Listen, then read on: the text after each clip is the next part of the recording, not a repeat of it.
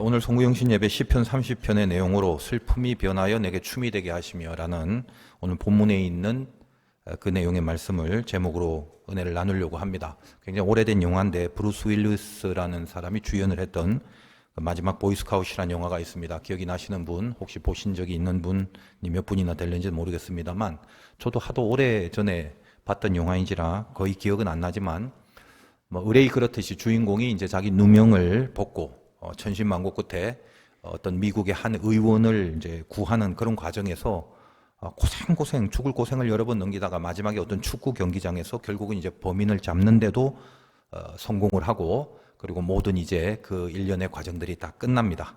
그래서 아마 그 축구 경기장 한 모퉁이에 작은 발판 위에서 음악도 없이 그렇게 혼자 춤을 이렇게 덩실덩실 추는 곳으로 엔딩을 하는 그런 장면이 나옵니다.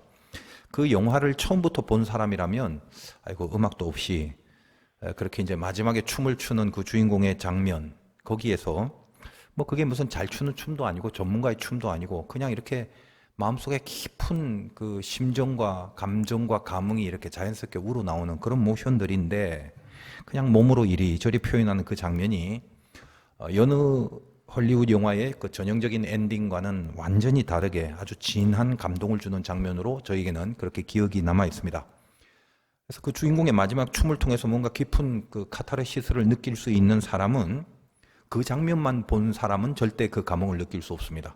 그 영화를 처음부터 계속 쭉 끝까지 보면서 그 주인공이 겪어온 모든 과정을 다 알고 공감하고 느끼는 그런 관람자들 뿐일 것입니다. 오늘 본문 11절을 잠깐 다시 한번 보겠습니다. 주께서 나의 슬픔이 변하여 내게 춤이 되게 하시며 나의 베옷을 벗기고 기쁨으로 띠띠우셨나이다. 제가 이 구절을 보면서 다윗이 그 춤을 추는 그 모습을 연상하니까 제가 봤던 그 영화가 바로 이렇게 오보랩이 되어서 소개를 해드리는 것입니다.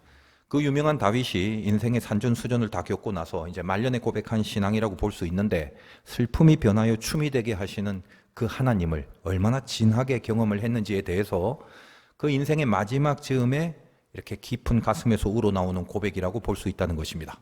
자, 오늘은 송구영신 예배인지라 우리가 1년을 살아왔고 또 새로운 1년을 살아갈 것인데, 인생의 마지막 한 해와 새로운 한 해가 교차되는 이 시간을 이제 하나님 앞에 예배로 드리면서 슬픔이 변하여 춤이 되는 이유의 그 핵심이 무엇인지 그 내용을 같이 묵상할 수 있기를 바랍니다. 이제 12시가 다가와 오고 우리는 예배 가운데 전년도와 새해를 맞이하는 귀한 자리에 있습니다. 감사한 마음으로 오늘 말씀을 같이 한번 계속적으로 묵상을 하겠습니다. 다윗에게 구체적으로 무슨 일이 있었는지, 우리는 성경을 통해서 알고 있는 사건도 있지만 사실 다는 모르죠. 다는 몰라도 12절을 보니까 이는 잠잠하지 아니하고 내 영광으로 주를 찬송하게 하심이니 여호와 나의 하나님이여 내가 주께 영원히 감사하리이다. 찬송하게 하고 영원히 감사하겠다라는 이런 고백이 있는 걸로 봐서 뭔가 기가 막힌 경험이나 체험이 있었을 것은 분명합니다. 다시 말하면 하나님이 자기 인생에 있어서 어떤 분인가에 대해서 그 긴 과정 가운데 분명한 어떤 경험이 있었다라는 것입니다. 그래서 이것은 좀 더 구체적으로 어떤 경험이었냐라고 한다면 그 위에 있는 10절을 다시 보시면 여호와여 들으시고 내게 은혜를 베푸소서, 여호와여 나를 돕는 자가 되소서 하였나이다. 나를 돕는 자가 되소서, 은혜를 베풀어 돕는 자가 되어 주셨다라는 고백을 하는 것입니다. 그러니까 10절부터 거꾸로 이렇게 12절까지 간다면 하나님이 나를 도와주신 거죠. 그 도와주신 것에 대한 경험이 진하게 서려 있다 보니까 그것이 감사가 되고 찬송이 되고, 그래서 영광을 돌리는 이런 내용으로 시편 30편이 고백되어 있다는 것입니다. 은혜를 베풀어 돕는 자가 되어 주셨다. 그러니까 핵심은 이겁니다. 돕는 자. 다윗이 평생 동안 경험한 하나님을 한마디로 얘기해라. 그분은 돕는 자였다라는 겁니다. 물론 뻔한 말이지만 하나님이 나를 돕는 자라는 이 사실을 그냥 막연하게 고백하는 게 아니라 절실하게 다윗은 그의 인생을 통해서 경험해 버린 것입니다. 수많은 하나님에 대한 속성이 있지만 이 시편 30편에서 그 많은 속성 중에 다윗의 전 일생을 통해서 고백한 하나님, 그 하나님은 나를 돕는 자였다라는 거죠. 우리도 마찬가지죠. 우리에게 하나님은 돕는 자, 그것도 가장 가까운 내 옆에서 늘 도우시는 존재, 그분이 하나님임을 경험해 나가는 인생이어야 한다는 것입니다. 그것이 신자의 인생이죠.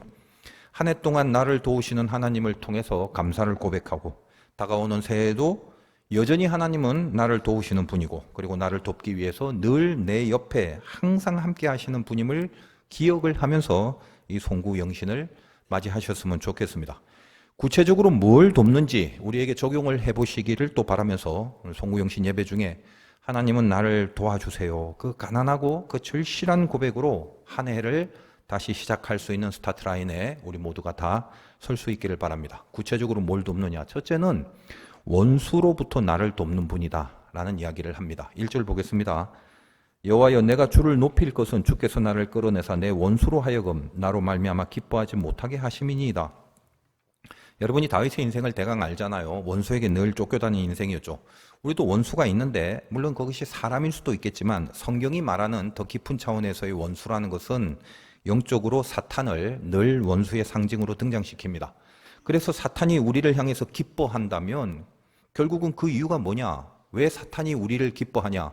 우리가 죄를 지을 때 기뻐하는 거. 그게 사탄이 기뻐하는 거. 그러니까 죄를 지을 때 사탄이 기뻐하기 때문에 하나님은 그 원수가 나로 하여금 기뻐하지 않게 하시는 분이다라는 말은 결국 죄를 짓지 않게 하시는 분이다 라는 말입니다. 내가 죄를 짓지 않도록 나를 도우시는 분이다, 이 말이에요. 우리는 다 죄성이 있지 않습니까? 그래서 죄를 향해서 슬금슬금 걸어갈 때 나로 하여금 그 죄를 짓지 않게 하실 그 능력을 주시는 분, 그걸 도와주시는 분. 하나님은 죄를 짓지 않게 도와주시는 분임을 잊지 말라라는 것입니다. 사람은 죄인이에요. 그러니까 죄를 사실 좋아합니다. 우리는. 우리 안에 영적인 에너지들이 그래서 서로 상반된 채 팽팽합니다. 은혜의 에너지도 있고 죄의 에너지도 있기 때문이죠. 그래서 서로 끌어당기는, 자기 쪽으로 끌어달리는 그런 긴장이, 그것이 우리 안에 다 걸려 있습니다.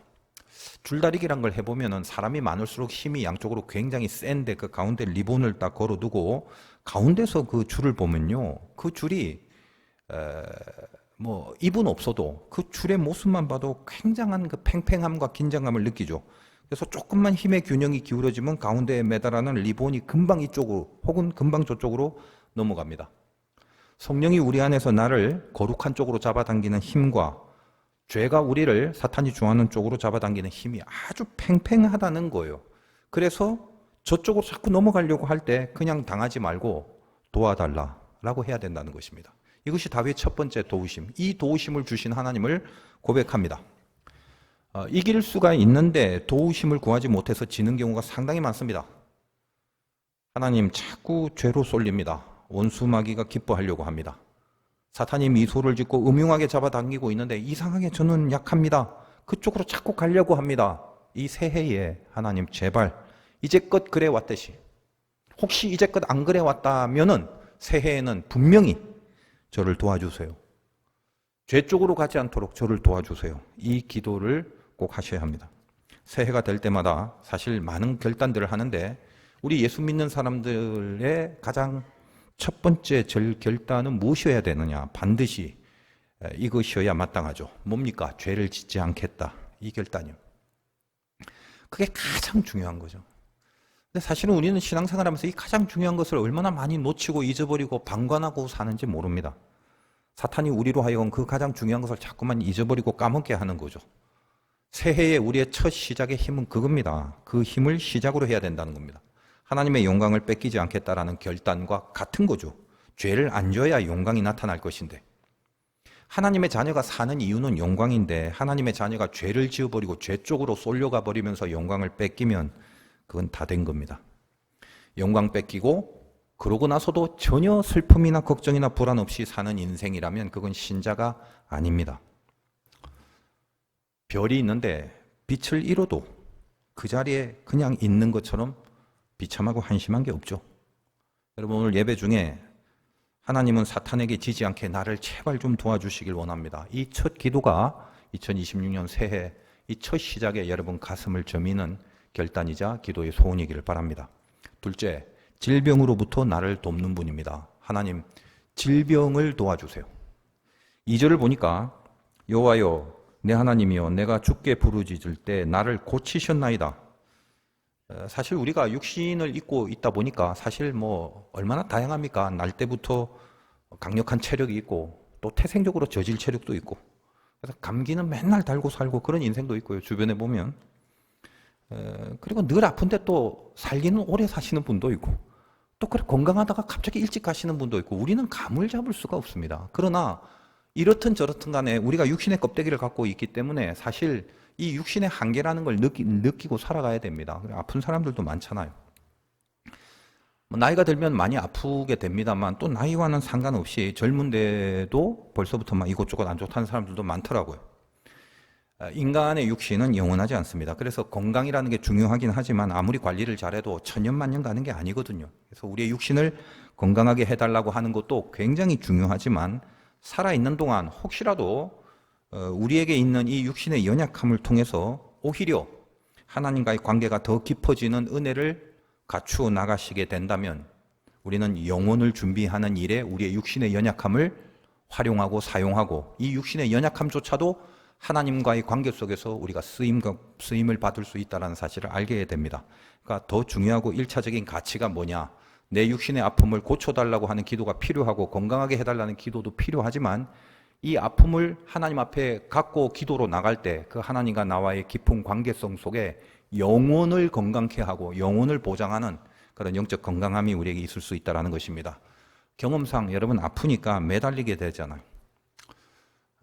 저도 목사지만 평소에는 평신도들보다 상당히 수준 있는 척하고 고상한 척하고 그래도요 몸 아프면 수준이고 뭐고 다 필요 없어요.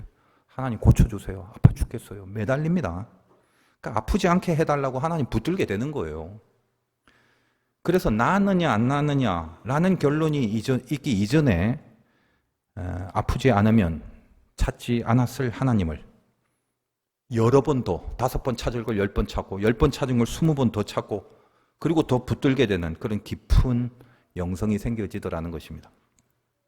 하나님은 우리를 창조하셨고 창조주는 무에서 유를 창조하셨기 때문에 창조주가 움직이고 손을 대시면 고장난 게 안 고쳐질 수가 없는 거죠. 죽음도 다시 살게 하시는 분이 창조주신데 그 믿음을 다시 가지시는 겁니다. 저는 원래부터 하나님이 모든 것을 고쳐주시는 치유의 하나님이라는 걸 믿고 있는데요. 그 믿음이 있는데요. 라고 그렇게 쉽게 치부해버리지 마시고 우리는 아까 말씀드린 것처럼 믿음을 금방 잊어버린다고 그랬죠.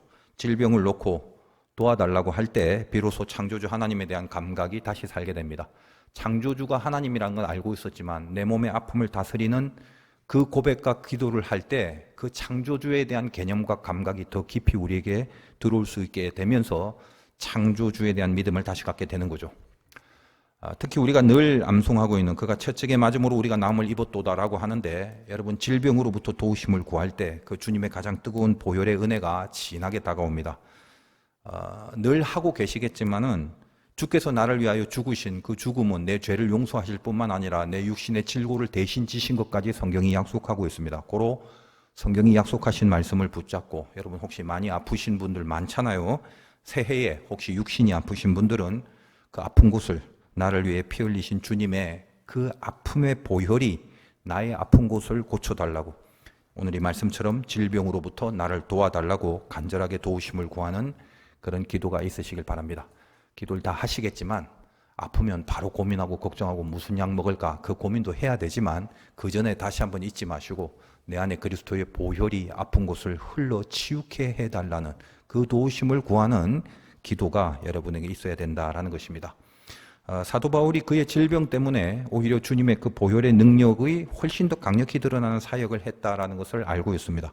질병을 고쳐달라고 했는데 그 질병뿐만 아니라 아예 전 인생을 도우시는 하나님을 경험하게 됩니다. 여러분 인생도 질병을 도와달라고 하는 그 기도가 여러분의 인생 전체를 도우시는 하나님의 손길로 연결될 것입니다. 세 번째는 침체에서 나를 도우시는 분입니다. 3절 보겠습니다. 여호와여 주께서 내 영을 수월에서 끌어내어 나를 살리사 무덤으로 내려가지 아니하게 하셨나이다. 수월은 지옥인데 거기서 끌어내서 무덤으로 내려가지 않게 하셨다라고 합니다. 여러분 그 마음이 지옥이 되면 모든 게 무너집니다. 그 지옥은 죽음을 여기서 말하는 그런 의미인데 죽음, 시체처럼 된다는 거예요. 여러분 그냥 살면서 내가 약하다라는 그냥 약한 것과 아예 시체가 돼버리는 상태는 차원이 다릅니다. 생명력이 있냐 없냐 그 차이죠. 그러니까 약하더라도 생명력이 있으면 됩니다. 생명은 저항이라고 그랬죠. 약하더라도 저항을 하는 거예요. 그러나 시체는 저항 자체가 없는 겁니다. 시대가 험악해지다 보니까 예전에는 뭐 스포츠 중에 가장 잔인한 스포츠라고 해봤자 끼케야 복싱이죠. 레슬링은 이제 다 짜고 하는 거기 때문에 그거는 아니고 진짜로 제일 과격한 운동이 복싱이었는데 이제는 복싱은 양반 스포츠가 됐죠. 언제부터인지 무슨 저 로마 시대의 원형 경기장으로 돌아가는 것 같아요. 검투사들이 서로 죽이고 피를 흘리고 그런 경기들이 등장합니다. 그래서 격투기 같은 걸 보면 저는 그래요. 개인적으로 왜 저런 거를 하는가 싶어요.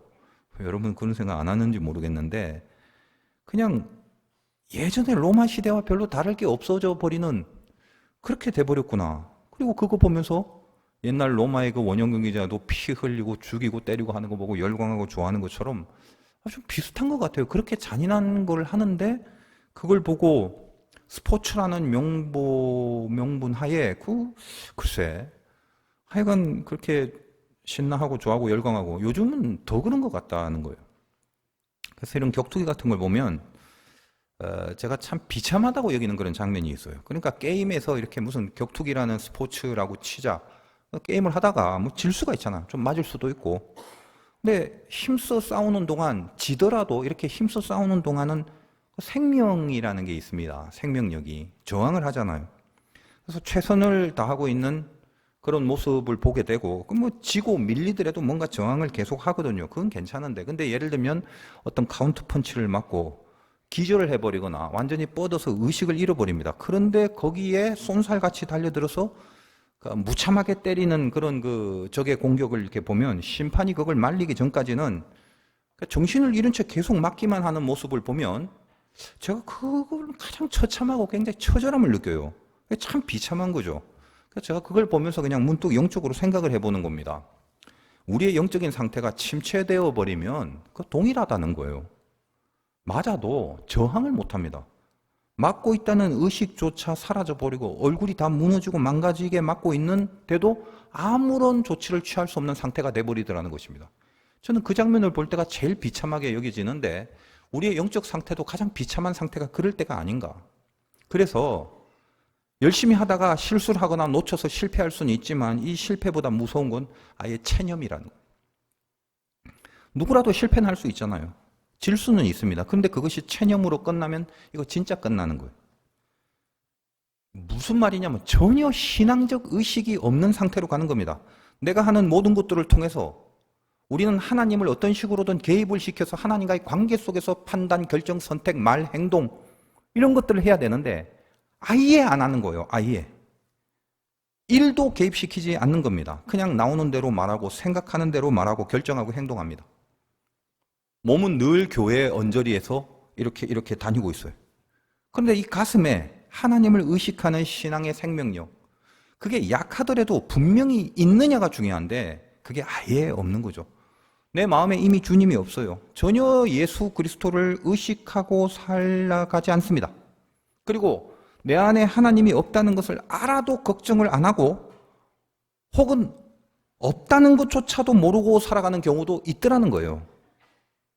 그러다 보니 죄를 지어도 죄책감이 없고 사람을 미워해도 증오만 더 쌓이고 이것이 내가 지금 어느 부분에서 잘못하고 있는지 반성은 전혀 안 하게 되고 불평, 원망, 시기 이런 걸로 가득 차서 내 욕심만이 그저 불타고 있는 그러다 보니까 성령이 나에게 주는 감사의 생각 또 성령이 나에게 주는 어떤 은혜 이런 것들은 하나도 생각나지 않고 느끼지 못하는 상태로 얼마나 이것이 계속 때려 맞고 있는지도 모르는 상태로 그렇게 소리라는 무덤 속에 들어가는 그런 모습과 같다라는 것입니다. 그냥 다 체념을 해버리는 거예요. 여러분 이 체념이 왜 무서운가 하면 체념은 체념에 대한 심각성을 전혀 안 느끼는 것이기 때문에 이게 무섭습니다. 계속 맞아도 저항 없이 다 망가지도록 그냥 맞는 거거든요. 그렇게 될 때가 있더라는 겁니다. 아까 본문에서처럼 영적으로 수월로 내려간 거죠. 그때 뭐다? 도우심을 구해라. 도우심을. 그때 도우시는 하나님이 계신다. 그럼에도 그때도 하나님은 도우신다. 라는 이야기를 하고 있는 겁니다. 잊지 마셔야 됩니다. 하나님이 한눈 팔다가 우리들의 영적 침체를 그냥 방관하고 우리가 침체의 늪에 빠지도록 그냥 내버려 둔 것이 아닙니다. 언제든지 하나님은 준비하고 계시고 우리가 일어설 수 있게 도와주실 준비가 되신 분이죠. 그래서 우리가 일어나면 되는 거예요. 간신이라도 믿음을 붙들고 일어나려고 하는데, 그런데 우리를 사랑하신 하나님이 일어나려고 하기만 하면 되는데 그렇게 하는 자녀들을 안 도와주실 리가 있겠습니까? 하나님 제발 이 침체에서 나를 좀 도와주세요. 내가 이대로 그냥 의식 없이 망가지고 있는 이 상태를 내버려 두시면 안 됩니다. 좀 도와주세요. 영적 침체가 제일 무섭다고 했죠. 왜 그런가요? 아까 말씀드린 것처럼 심각성을 못 느낍니다. 심각성을 못 느끼니까 기도의 필요성을 못 느끼죠. 그러니까 예를 들면 뭐 쫓기거나 몸이 아프거나 아까처럼 그럴 때는 바로 도우심을 구하는 것이 자연스럽게 연결될 수가 있어요. 그게 쉽단 말이에요. 그러나 영적 침체라는 것은 당장 아무 일이나 사건이 생기는 것이 아니기 때문에 이 도우심 자체에 대한 필요를 지체할 확률이 높습니다. 더군다나 지금 이 시대에 불어오는 이 공중권세의 악한 세대가 우리를 가장 깊은 이 수월의 세계, 영적 침체의 구멍으로 믿음을 발휘할 수 없는 삶을 살게끔 우리를 은근하게 이끄는 엄청난 공중권세의 힘이 이 마지막 시대에 불어닥치고 있다는 것을 생각하셔야 됩니다. 여러분 스스로 느끼셔야 돼요. 옛날처럼 은혜 받기가 힘듭니다. 훨씬 어렵고, 그리고 하나님을 선택하는 결단이 굉장히 어려워지는 시대를 우리는 계속 살아가고 있습니다. 내가 왜 이러지라는 생각을 물론 하셔야 되지만 이 시대가 그렇게 큰 공격이 있다는 것을 염두에 두시고 공중권세와 저항하는, 그래서 하나님의 도우심을 구하는 기도가 반드시 있어야 될 거라는 겁니다. 우리 예수 믿는 사람들에게는 아주 신비한 욕구가 있어요. 어떤 욕구입니까? 말씀대로 살아야 한다. 하나님이 기뻐하시는 것을 해야 한다. 세상에는 그런 욕구들이 없어요. 우리만이 갖고 있는 신비한 욕구, 그게 우리에게 영적 에너지가 돼야 되는 겁니다. 근데 이게 다 사라지면 그때부터 우리 인생은 뭐다? 그냥 저항 없이 두들겨 맞는 것뿐이라는 거예요. 그때 그런 상태가 될 수도 있는데 하나님 도와주세요. 이대로는 안 됩니다. 다시 이 침체의 늪에서 일어나야 됩니다. 나를 제발 도와주세요. 이것이 새해에 우리에게 슬픔이 변하여 춤을 추게 하는 그런 하나님의 도우심의 내용입니다. 마지막으로 형통할 때도 여지없이 도우심을 구하라는 것입니다. 6절에서 7절 보겠습니다. 내가 형통할 때 말하기를 영원히 흔들리지 아니하리라 하였도다. 여호와여 주의 은혜로 나를 산같이 굳게 세우셨더니 주의 얼굴을 가리심에 내가 근심하였나이다. 산같이 굳게 쌓아둔 것도 훅 하고 불면 끝나는 거예요. 하나님의 도우심 없이 영원한 게 없는 건데, 지금 내가 누리고 있는 것이 혹시 아무 일 없고 문제가 없다 할지라도 이게 다가 아니라는 걸 알고 살아가는 것입니다. 복 중에 제일 큰 복이 뭐죠? 마태 8복에 첫 번째로는 심령이 가난한 자는 복이 있나니 천국이 저희 것이며, 그러니까 가난한 심령 자체를 복이라고 하죠. 왜냐? 가난함이 뭐냐? 가난하면 누구에게 구워야 되잖아요. 빌려와야 된다. 내가 혼자 안 된다는 겁니다. 그러니까 심령이 가난하다는 것은 영적인 주인인 하나님께 도우심을 받지 않으면 살 수 없다는 고백이라는 거예요. 아무리 건강하고 아무리 물질적 풍요가 있고 어떤 문제가 없다 할지라도 나의 존재론이 뭐냐? 가난하여 하나님에게 구워오지 않으면, 하나님의 도움이 없으면 나는 살 수 없습니다라고 고백하는 것, 이것이 복이다. 이렇게 이야기를 하고 있지 않습니까? 거기에 하나님의 지켜주심과 통치하심이 가능하게 됩니다.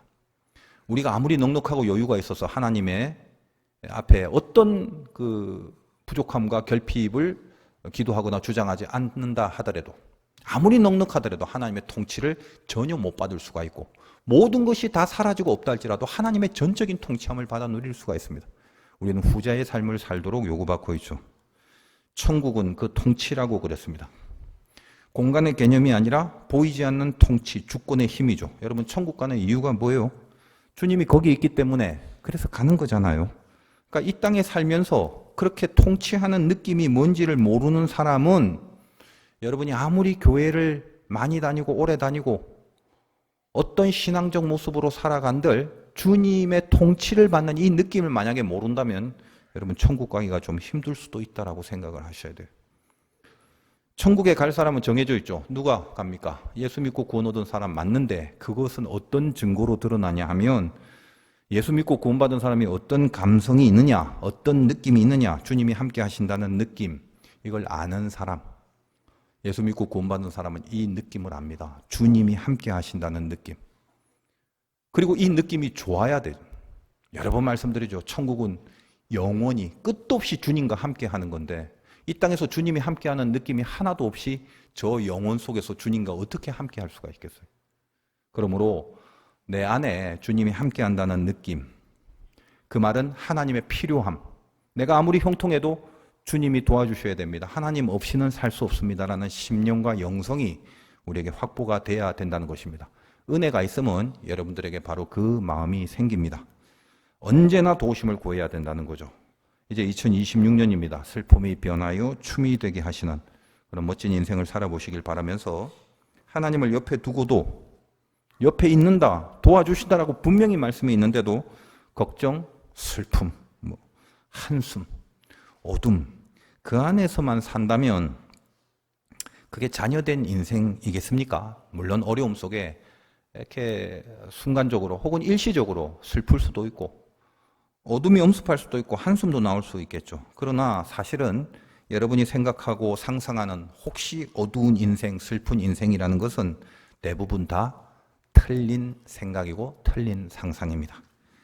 그것과는 비교할 수 없는 하나님의 인도하심이 항상 우리에겐 준비되어 있습니다. 그 하나님을 만났기 때문에 산전수전 다 겪은 다윗은 결국 오늘 슬픔이 변하여 춤이 된다라는 고백을 하나님 앞에 토로해낼 수 있었다는 겁니다. 우리는 하나밖에 없어요. 그냥 도우심만 구하면서 살면 됩니다. 그게 예수 믿는 사람들의 넉넉함이며 예수 믿는 사람들의 평안이죠.